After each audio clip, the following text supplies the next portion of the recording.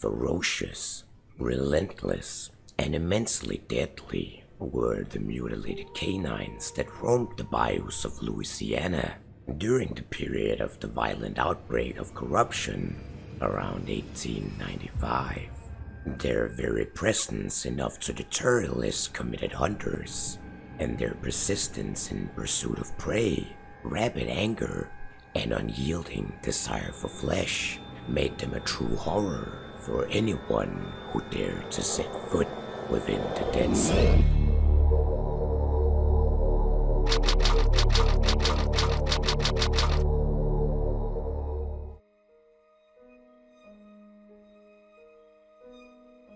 The bond that exists between man and dog is undeniable. Through 40,000 years of history, mankind's domestication of dogs has created a companionship between two species, unlike anything else that exists in nature. A mutual exchange of safety and vigilance, where both sides contribute to the best of their ability to this makeshift pack. This relationship has earned the dog the title of man's best friend. And keeping that in mind, I'd like to tell you a story about a man and his dog.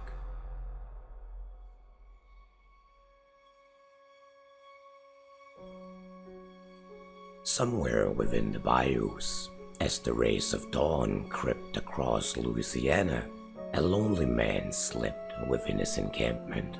Just like any other morning, he woke up to teeth that gently bit into his left ear. Always the left ear. He knew what that meant. It meant get up. It's time to hunt. He opened his eyes and looked at the dog in front of him. The large German shepherd with the big ears that he had oddly named Bunny, just to poke fun at it, stared impatiently at him. The dog didn't whine, whimper, or bark. Bunny was a smart dog and knew not to make any type of noise that could attract unwanted attention. But its judgmental stare was more than sufficient to tell him that he had slept for long enough. Most hunters prefer to hunt in pairs. Not this hunter. Not anymore. Previous experiences had made him weary of people and their intentions. Bunny, however, like him, was a creature of habit, someone he trusted. The two knew they could rely on each other in a world where most had abandoned hope. Bunny's eyes and ears would keep them safe at night, and in turn, the hunter's rifle and his aim would keep them both safe and fed during the day. A companionship that worked, and both of them knew not to mess with something that worked. However, that was about to change.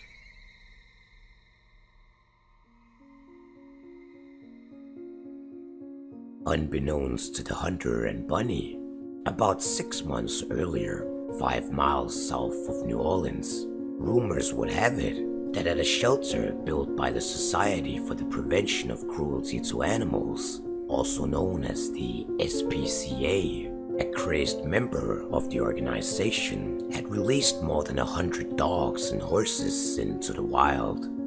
On the loose, without food or care, these dogs would wander into the corrupted areas of the bayous.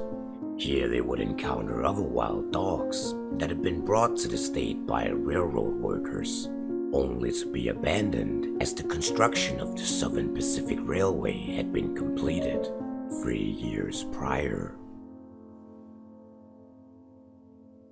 These abandoned dogs would, together with the runaway canines, form large packs that would roam the countryside, providing for themselves however they could.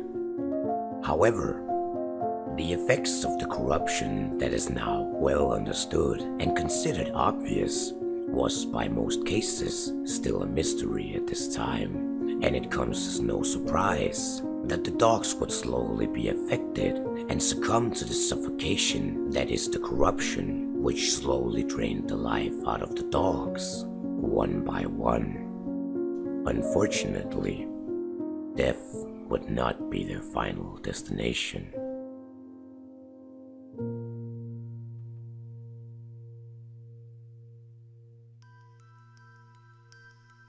The hunter and Bunny had spent an awful lot of time within the bayous, hunting, sleeping, and eating. The two had become quite the pair over the years, and were excellent at what they did, but after a while, Bunny would slowly begin to exhibit weird behavior. The calm and patient dog the hunter had known for so long would slowly turn restless and anxious. It would start to get up and pace back and forth in the encampment, both day and night, still staying quiet as usual, but occupied with something else. He could tell it was on alert, as if something dangerous was close, but it was the same every time he got up to look. There was no one there. He was certain Bunny was starting to hear and see things that weren't there. Even as he called out to him, the dog would remain unfazed, gazing into nothing. As the hunter got close and laid his hand on Bunny, he noticed that the poor dog was burning up, stricken by a horrible fever. Knowing there was nothing he could do for the dog at night, stuck in the middle of the bayous, he decided that at the break of dawn, the two would venture into New Orleans and schedule an appointment at the local vet. However, the next morning as he woke up, Bunny was gone. The dog that had been with him for every single day since it was a pup had suddenly up and left. Before, he would have been afraid that a gator might have taken him, but with these new terrors lurking in the shallow waters of Louisiana, the hunter was certain there were no gators around anymore. The swamps were all quiet. Maybe Bunny had found one of the roaming packs of dogs and joined them. Maybe he had been taken. He already missed his dog and couldn't stand the thought of not knowing what had happened to it. As the days and nights went by without Bunny showing back up, the burden of missing his companion and the toll of sorrow seemed almost unbearable. He glanced at his revolver. The thought of shooting out the memories and sorrow seemed more and more enticing by the hour.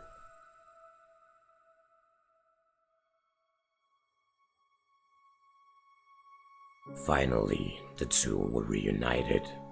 Unfortunately, not in the way the hunter had hoped. Bunny was brought to him by another man, dead and torn to shreds by teeth and claws, its body stiff as a board. However, while Bunny's body was covered in bites and scratches, that was apparently not what had killed him. The man said the dog had gone mad and attacked his retriever. He suspected it to be rabies. He had had no choice but to shoot and kill Bunny, as he feared for the safety of his kids nearby.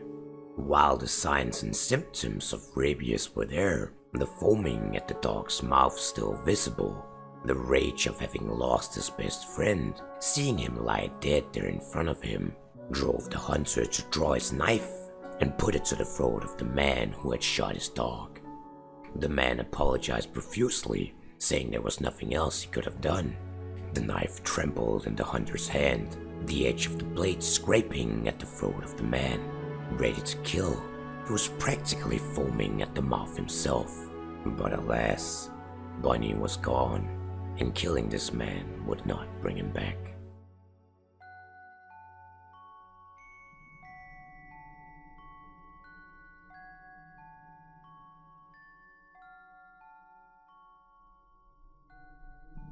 As an offer of condolences, the man bought the hunter a bottle of spirits. Later that night, as the hunter sat alone at the bonfire in his camp, drinking away his sorrows, his thoughts fell on Bunny. However, the pleasant memories were overshadowed as he felt his throat starting to hurt. A few drops of sweat rolled down his head as a slow fever began creeping in over him. Then suddenly, behind the flames of the bonfire, he saw the face of a dog. Out of nowhere, the hound rushed at him. He drew his revolver and fired at the creature behind the flames. But as the bullet struck the fire and the echo of the gunshot died out in the distance, he realized there was nothing there.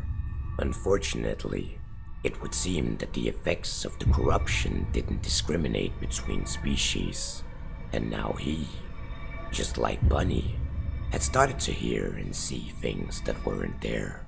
It had finally come for him as well. He eyed his revolver one last time. If there was any consolation to any of this, it was that he would soon be reunited with his best friend again.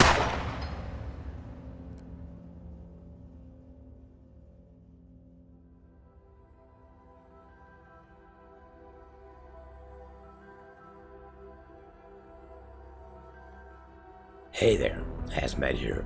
This was one of the saddest stories within Hunt Showdown, and I have to put a little disclaimer out there that I've read between the lines on some of the stuff and filled in the gaps myself. Just an FYI.